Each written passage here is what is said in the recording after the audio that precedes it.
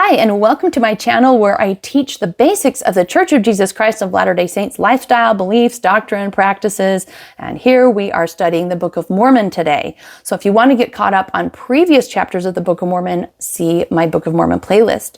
So today's chapter is called the Words of Mormon. It's just one book within the Book of Mormon that is only one chapter.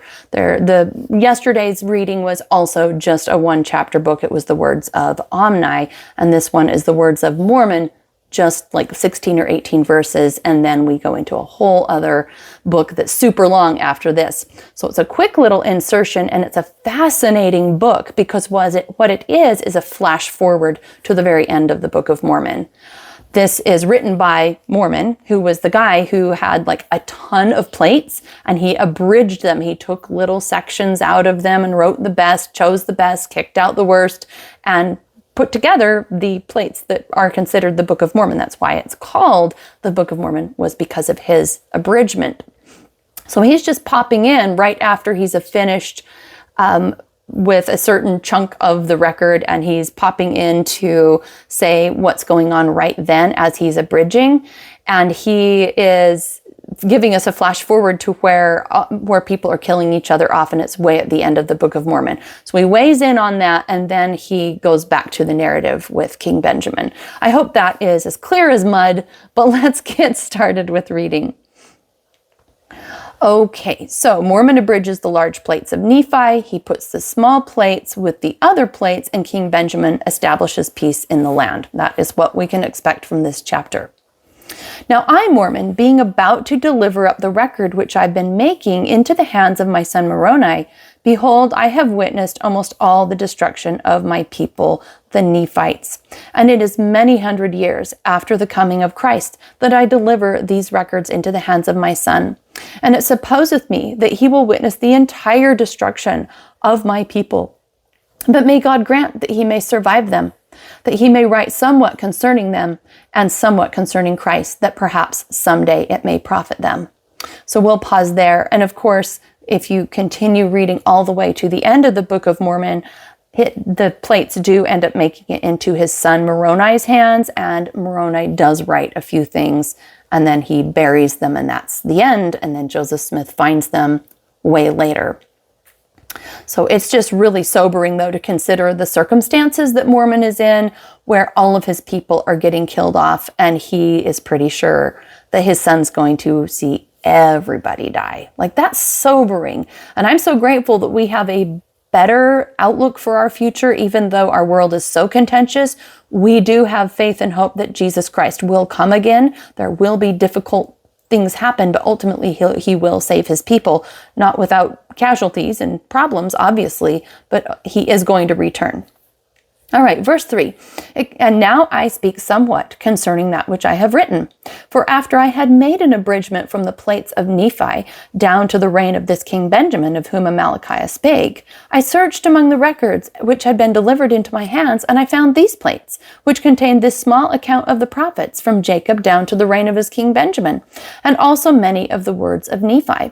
And the things which are upon these plates pleasing me because of their prophecies of the coming of Christ, and my fathers knowing that many of them will be fulfilled.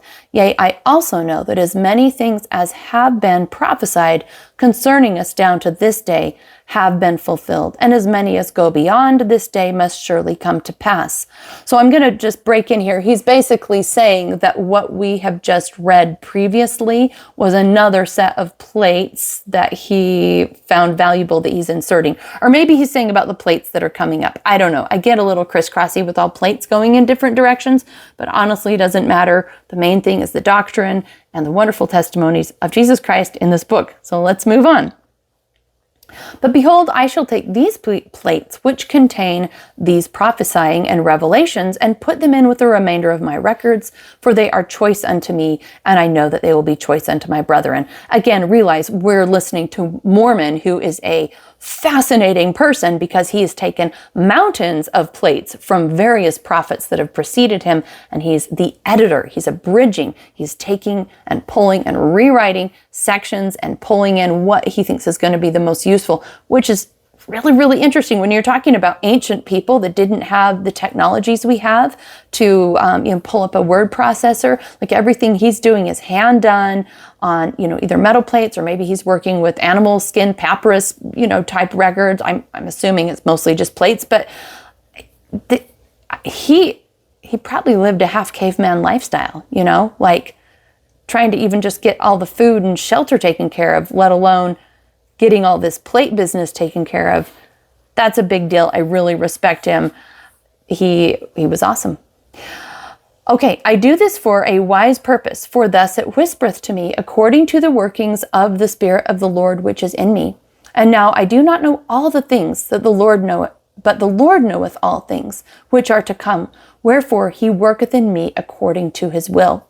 I love that testimony that you don't have to understand everything God is doing in your life. You just need to know that he's working in your life and feel his guidance, and then you can trust as he leads you step by step. You don't have to know everything exactly how it's going to happen. You just have to have a relationship with God of trust. I see that in my life for sure. And I have to say that is how we who proclaim to believe in Jesus Christ and God these days kind of have to walk by faith. Because there's so many terrifying things happening in the world that if we didn't trust God, I think it would just be awful. So I'm grateful for God that I could trust him and I can pray and get answers and be guided in my day. Okay, verse 8. And my prayer to God is concerning my brethren, that they may once again come to the knowledge of God, yea, the redemption of Christ, that they may once again be a delightsome people. And now I, Mormon, proceed to finish out my record, which I take from the plates of Nephi, and I make it according to the knowledge of the understanding which God hath given me. Wherefore it came to pass that after Amaleki had delivered up these plates into the hands of King Benjamin, he took them and put them with other plates, which contained records which had been handed down by the kings from generation to generation until the days of King Benjamin. So he's talking about in that last chapter how Amaleki was the last writer in that previous set of plates, and he handed the plates to King Benjamin, which again, that's how we're going to start off in the next chapter as King Benjamin. This is just a little insertion from our editor. Okay, and they were handed down from King Benjamin from generation to generation until they have fallen into my hands. And I, Mormon, pray to God that they may be preserved from this time henceforth. And I know that they will be preserved, for there are great things written upon them, out of which my people and their brethren shall be judged at the great and last day, according to the word of God which is written. And now concerning this King Benjamin, he has had somewhat of contentions among his own people. And it came to pass also that the armies of the Lamanites came down out of the land of Nephi to battle against his people. But behold, King Benjamin gathered together his armies, and he did stand against them, and he did fight with the strength of his own arm and the sword of Laban. And in the strength of the Lord did he contend against their enemies, until they had slain many thousands of the Lamanites. And it came to pass that they did contend against the Lamanites, until they had driven them all out of the lands of their inheritance. And it came to pass that there had been false Christs, and their mouths had been shut, and they were punished according to their crimes. And after there had been false prophets and false preachers and teachers among the people, and all these having been punished according to their crimes, and after there having been much contention and many dissensions away unto the Lamanites, behold, it came to pass that King Benjamin, with the assistance of many holy prophets, were among his people.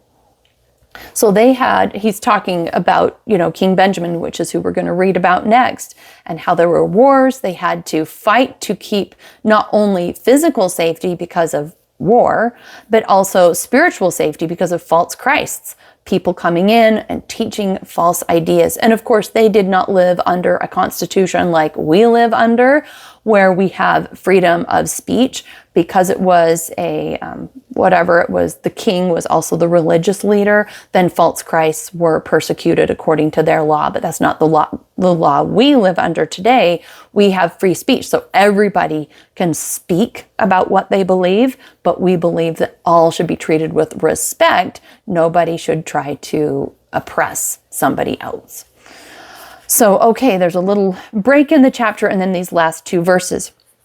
For behold, King Benjamin was a holy man, and he did reign over his people in righteousness. And there were many holy men in the land, and they did speak the word of God with power and with authority. And they did use much sharpness because of the stiff-neckedness of the people. Wherefore, with the help of these, King Benjamin, by laboring with all his might of body and faculty of his whole soul, and also the prophets, did once more establish peace in the land. And that's the end of the chapter. And that gives us a bit of a formula for how peace is to be established in the land when you have so many warring ideas and a fracturing of belief systems, that there were holy men who spoke by the power and authority of God, teaching the word of God with sharpness. And sharpness, of course, means clarity. And I think we have that today. There are so many good people speaking out about their beliefs, about the need to be peacemakers, the need to worship Jesus Christ, the need to live good and honorable lives. And of course, we see the opposite, but the opposite is it's always been there and it's just getting louder. But so will the good and the holy people will become more direct about their teachings. And this is something I'm seeing a lot. And also it says here that King Benjamin had to labor with all of his might, all the faculties of body and soul to establish peace in the land. That is a takeaway for us. What's it going to take to establish peace in our lives and with the people around us? It's probably going to take laboring with all the faculty of soul and body and mind. I don't know anybody who has a perfectly peaceful life in this day and age. And everything that we can do to labor to upgrade our worship, to upgrade our skills, our ability to communicate calmly and effectively, to rein in the natural man in ourselves, that we can be disciplined, that we can be worship-filled, that we can be godly. All of these things are going to take our best efforts, and yet that is required if we want peace in our own lives, let alone within the world. All right, I hope that you found something that you can take into your life today, and I leave this with you in the name of Jesus Christ. Amen.